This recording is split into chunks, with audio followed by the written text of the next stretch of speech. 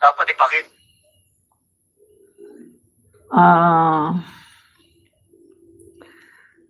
Sandali Wait. Ito yun. Dali, dito pala sa kabilang TikTok. Yan. Nagsimula ito. Ito. Yan. Dam. Nagsimula ito sa termino ko. Natapos din sa termino ko. Maging matagumpay. Lahat itong programa natin para ang ating mga kababayan ay hindi na mag-aalala. Makokontrol natin, hindi magpapaha sa lupa. Kompleto ang sensyon. Nagsimula ito sa termino ko. Natapos din sa termino ko. Maging matagumpay. Lahat itong programa natin para ang ating mga kababayan ay hindi na mag-aalala. Makokontrol natin, hindi magpapaha sa lupa. Kompleto ang sensyon. Nagsimula ito sa... Diba? So, pakita ko sa inyo yung yung mas mahabang, hindi man mahaba, at least 1 seconds. Kaya sana maging matagumpay lahat itong programa natin para yan. mga kababayan. Diyan, nagsalita si PBBM dito nagsasalita siya. Yan, patungkol dito sa dam, no? Patungkol dito sa dam na ginawa niya na makakatulong talaga sa mga kababayan natin, no? Okay. Yung po ang ginagawa para sa ating mga magsasaka, para po sa ating mga mamamayan. Maraming salamat. Mr. Glinaw. Yeah. Kaya sana maging matagumpay. Diyan. Ito. Kita natin sa lahat ng mga nagre-reklamo. Ito. Titiyakin na. Ito. Ibibigay. Asa kami, lalong-lalo na pa yung mga daguyan. O kaya dapat ipakita natin sa lahat ng mga nagre-reklamo na maaari talagang gumawa ng flood control project na maganda, na effective, na mabilis, na nasa budget. Kaya pasasalamatan natin ang Public Works at saka lalo na silang lead agency dito ang NIA. Nasabi niyo na lahat yung mga kailangan ng mga magsasaka.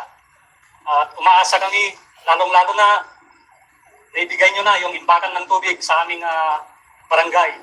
At sana umaasa kami na mapabuti pa yung mga daguyan o kaya service canal ng aming mga palayan para hindi naman masayang yung ating mga tubig.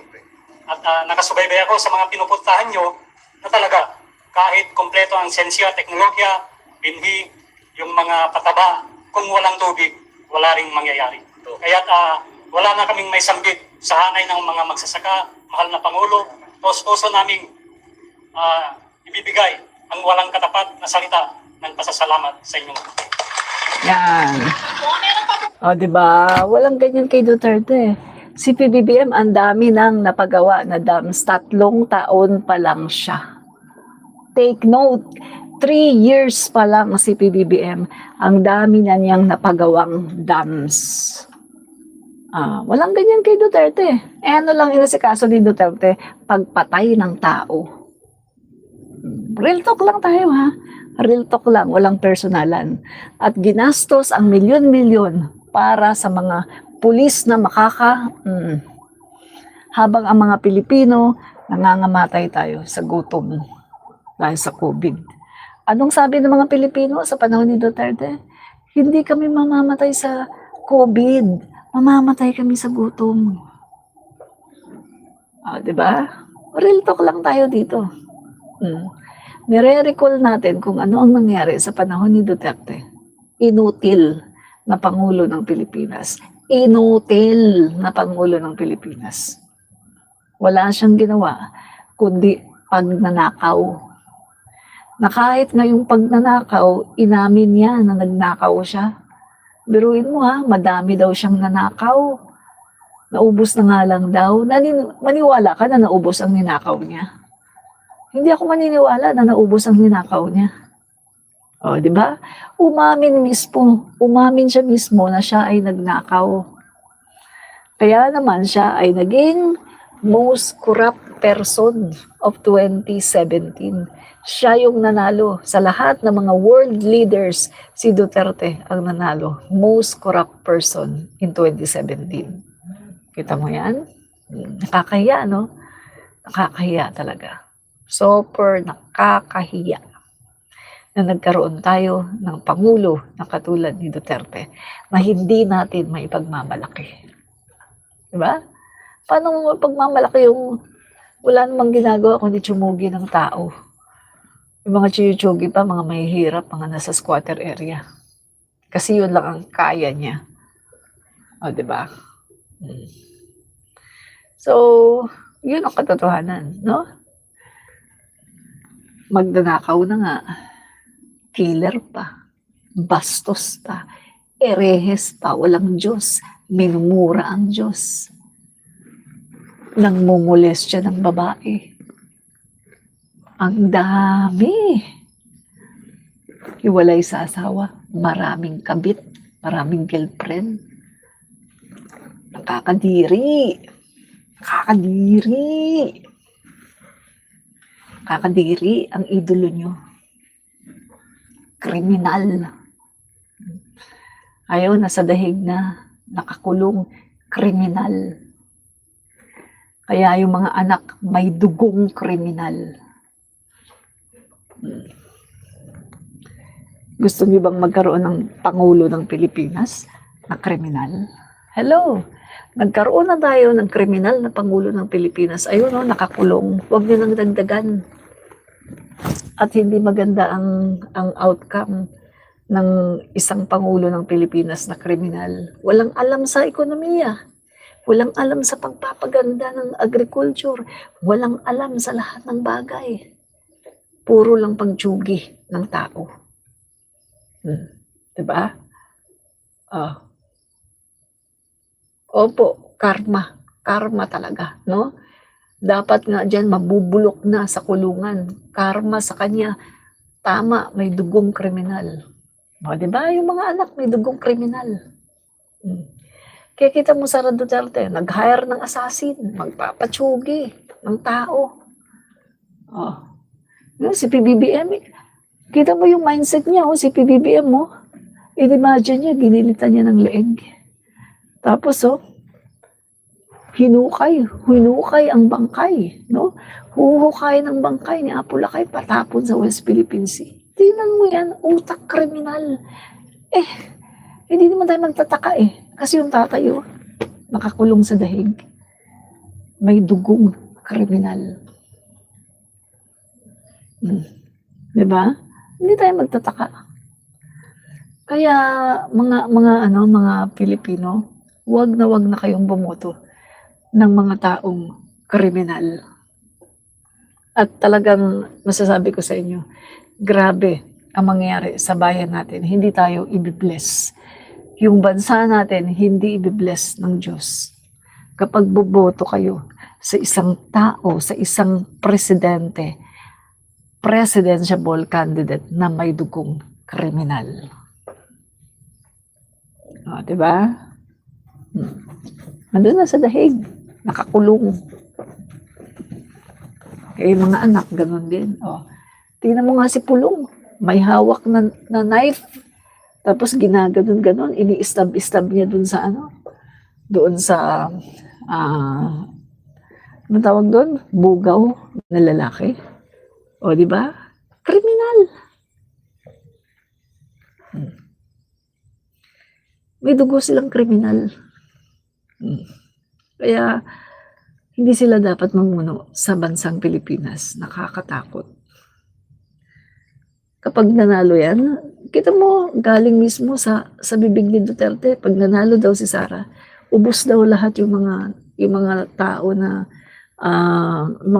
against kay Sara, ubos daw lahat. Kriminal. Diba? Nakakatakot. Kriminal. Kapag kriminal ka, given, bangag ka din. Diba? Yung kriminal at bangag, bakit ba siya naging kriminal? Kasi bangag siya. Wala namang kriminal na hindi nagbangag Lahat ng kriminal, bangag yan. Nakita mo, umamin yung tatay, nakarating siya sa heaven, nakarating daw siya sa cloud 9. Nag-fentanyl, nag-Mary Jane, nag-cocaine daw siya. Kabataan daw niya, nagko-cocaine daw siya. Umamin yung tatay. Ay hindi natin alam kung kabataan lang siya nag-cocaine o baka pati nung mayor siya ng Davao, nagko-cocaine at nagsashabu din siya. O, di ba? Umamin yung tatay na siya ay bangag. Hindi niyo ba napanood yun? Ang nag-interview sa kanya si Mark Lopez at saka si Lorraine Badoy, umamin siya na nung panahon daw ng kabataan niya, nag-cocaine siya.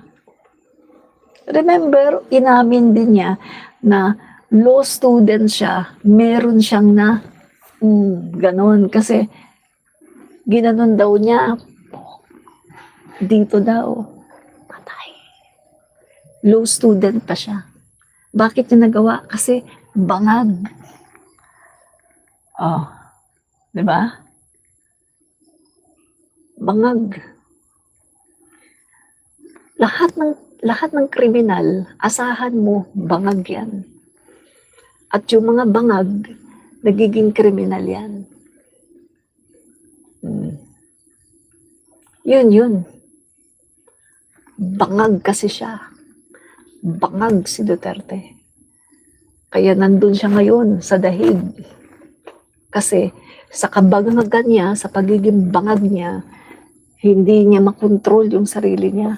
Natsumugi ng tao dahil sa kanyang pagiging bangag. Diba? Never naman na magiging bangag ang Pangulo namin dahil unang-una, wala kayong ebidensya. Pangalawa, may bangag ba na super haba ng pasensya? Na mismo galing kay Duterte Sabi ni Duterte, napakabait daw ni Marcos, hindi nga daw makapatay ng langaw. Walang ganong bangag. Ang bangag, katulad ni Sara Duterte, na mainitin ang ulo, palamura, nag-hire ng assassin, yan ang mga bangag. Diba? Pero yung Pangulo namin, kita mo naman, napakabuting tao. Isa lang ang asawa, napakabuti sa kanyang mga anak. Kita mo naman, malalaki ng anak niya, mga binata na, may mga sarili ng mga trabaho, may mga karir. Pero kita mo naman, akay-akay pa niya. Every Sunday, kasama pa niya yung anak niya. Punta kay Imelda. Makita mo yung role model talaga na family. Na kahit malaki na yung mga anak niya, kung yung iba pa yan, katulad ni Sara, wala, watak-watak sila. Hiwa-hiwalay. Kasi nga, wala namang naiturong maganda si Duterte sa anak niya. Kasi nga siya ay bangag, adik. Kaya yung pamilya niya, hiwa-hiwalay din. Yung anak niya, hindi niya masweto. Yung mga anak niya, hindi niya mapagsabihan, hindi niya makontrol. Kasi nga, bangag siya, adik. Yun ang katotohanan. Tingnan mo nga yung bunso, yung anak niya dun sa kabit niya. Nasusweto ba niya yun? Tingnan mo kung dumadaan sa mga newsfeed ko, nakabra. My God, nakabra. Wala namang boobs. Wala namang cleavage. Tapos, paano-ano ng ilong niya, kung ano-ano lahat, every week, merong pinaparitoke. Tapos, nung kasama pa niya yung boyfriend niya, yung basketballista, nakikita mo sa TikTok, sa loob ng kwarto, maghaharutan. My God! Si Duterte, hindi niya masweto yung anak niya. Bata pa yun, During the time, bata pa yun. Ganun na umasta. Hindi masweto ni Duterte. Kasi nga, hindi siya paniniwalaan ng anak niya. Kahit bata pa yung anak niya, hindi siya paniniwalaan. Kasi nga, bangag siya. Sasabihin lang sa kanya anak niya, bakit mo ako pagsasabihan? Ikaw nga bangag ka Tapos ako pagsasabihan mo. Diba? Bangag si Duterte. Kaya yung mga anak niya, hindi niya masweto. Mga anak niya, kung ano-ano mga pinagagawa, ang daming iskandalo. Basti, ang daming iskandalo. tungkol kay Adarna, tungkol sa sinasabi ng mga taga City Hall na papasok daw hapon na, pagkatapos hihikab-hikab, tapos may hangover, pagkatapos amoy alak. Oh. Pero mo mayor vice mayor, ganyan. Di ba sinasabi, public office is a public trust. Tapos ganyan. Walang kwenta. Oh. Yung pulong, until now, hindi pinapakita yung likuran niya. Hinahamon ni Trillanes, hindi pinapakita yung ganyan likuran. Kasi nga, bangag. Di ba? Di ba? Ngayon, galit kayo. Kasi totoo yung sinasabi ko eh. Di ba?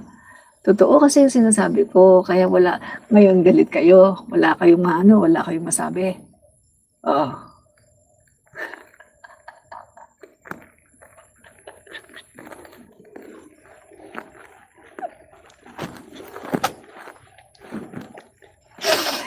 Stress.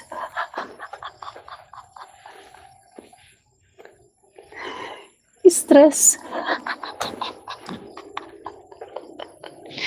Stress.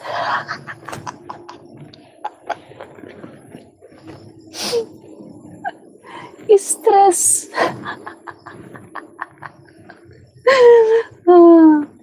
KDAC, nag-subs na ako sa'yo, Admin Rich. Salamat po. Stress ang mga DDS. Stress.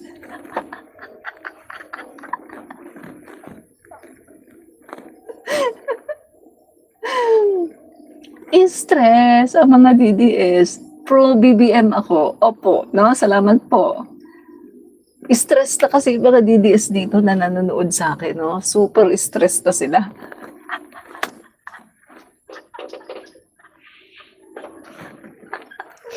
Stress ang mga DDS. Ay, nako rin. Volter or Lina, ako rin new subscriber. Marami pong salamat sa pag-subscribe. Thank you.